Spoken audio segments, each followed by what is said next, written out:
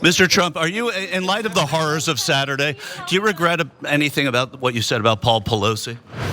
Give me a break. I appreciate it. Okay. Okay, give me a break. What, you clown? Yeah, or just give me a break and then pause. Clown is what I think. So okay, yeah. All right. The legendary lines. Give me a break. Pause. Clown. Okay. Now, first of all, Michael, you're a lot of things. Clown is not a Michael. Okay, that is not accurate. Second of all, I can't imagine a more legitimate question at this time than, wait, we're trying to turn down the fiery rhetoric and you're blaming Biden for, doing that, and that led to you claim assassination attempt about your dad. You blame Biden for it, but you were doing violent rhetoric about Paul Pelosi. I mean, textbook question, right? It's about the current events. It's about something he cares deeply about, and it shows that there might be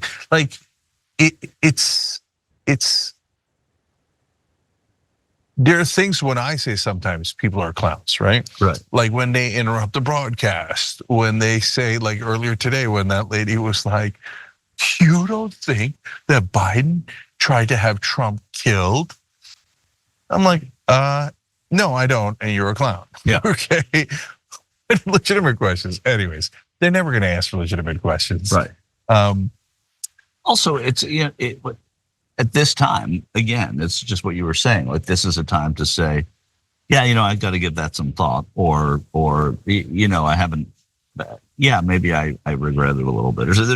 There is the healing conversation. It wasn't a gotcha question. It was reminding and asking and saying. I also qualified what happened Saturday. I didn't say after Saturday's shooting, after the horrors of Saturday. Yeah, you're right. He could have taken that and go, hey, you know what? I do regret it. Yeah, and I wish I hadn't said it. No, and it's not about blame or anything. It's that we all need to tone it down. Yeah, right. And I wish I had on that. And you know what? He would have looked magnanimous. Yeah, absolutely. And he would have gotten actually a lot of credit. So he took that opportunity in a sense that you gave him, and then was like, yeah, whatever, man, you're a clown. Okay, all right. The only other question he took when he was leaving was from a woman right before me who asked him, who said, I'm the person who said I love you. And then he stopped and looked and talked to her, and she wanted to ask him. That's what you should have gone with. I should. Tomorrow, he's gonna be back tomorrow. I'm the guy who said, I love you, Don. But yeah, I was surprised by that reaction. I was expecting nothing, which is what I got from his brother. Let's go to that. This is Eric Trump, clip number 1 here, again with Michael Shore. Hey, Eric, can you talk about Project 25 and his role in this campaign? Easy, guys.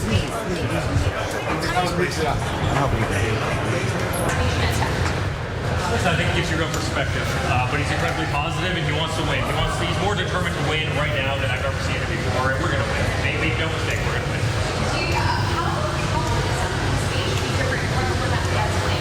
I've seen it. It's incredibly positive. It's a great speech for our nation. I think people are really going to like it. There's been a whole change of attitude across the whole spectrum, and frankly, it's exactly what the country needs. And I'm proud of him. He's tough as hell. Eric, has that fight?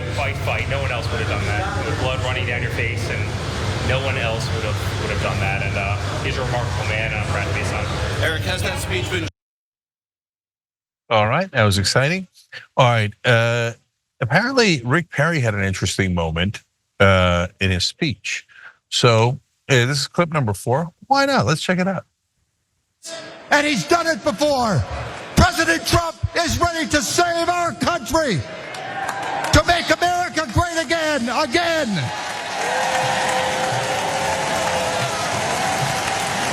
I am ready to do whatever is necessary to get Trump back in the White House. Are you with me? Yes! Yes! Yes! Trump! Let's do it!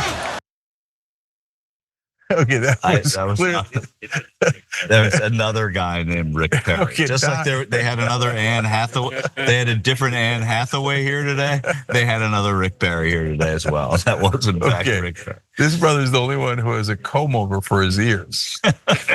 Well, he knew that you were criticizing ears tonight, so he thought I better be careful because the TYT might put me on after Marco Rubio. I used to say on the show all the time, earmuff to kids.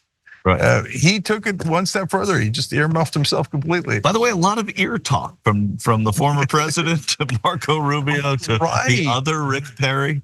Yeah, it's good. Yeah. We got to keep it in. All right. Yeah. No, I'm going to stop. Can we do Madison Cawthorn? Oh, We have time absolutely. for that? Yeah, This is Madison Cawthorn, a former representative who is very direct and very, I should say, happy to talk to us. There are people in this building who think Joe Biden has blood on his hands from the other day. Do you agree with that? I will tell you, Joe Biden has blood on his hands from the 13 service members he got killed in Afghanistan. There were service members killed after that, and then he blatantly denied it inside of his debate within the first opening few minutes.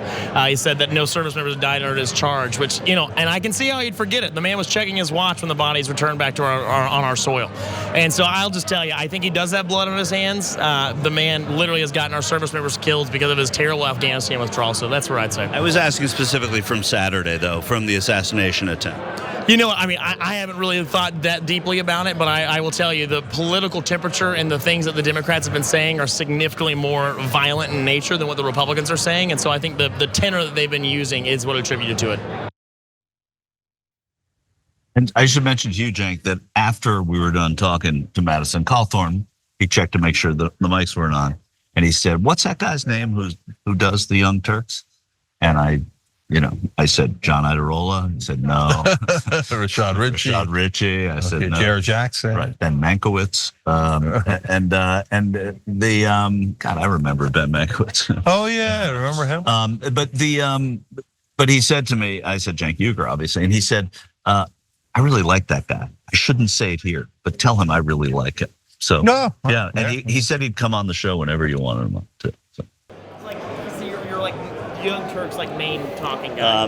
Cenk Uygur, is that who you're thinking of? Cenk is the face of the network. Okay, yeah. The bigger guy. That's him. Man, That's Cenk. I will tell you, I think he's one of the left's best guys. I mean, he does a really good job. Okay. Yeah, obviously, I disagree with the shit he says, but like I'll in a debate setting, he's probably your best. He'd love to hear that. So Tell him I I'll said tell him. that, All right, yeah. thanks, man. Although I'll take him on a debate anytime. All right, okay. Thank you. That's interesting. I will very likely take him up on that. Yeah. So anyway, there was that. Interesting. And he's a fish out of water here a little bit. He's a former member of Congress, still wearing his old congressional pin, which was interesting. Members of Congress wear lapel pins that allowed him onto the floor of Congress, and they change colors every term. Every Congress changes colors, but he had his last one on.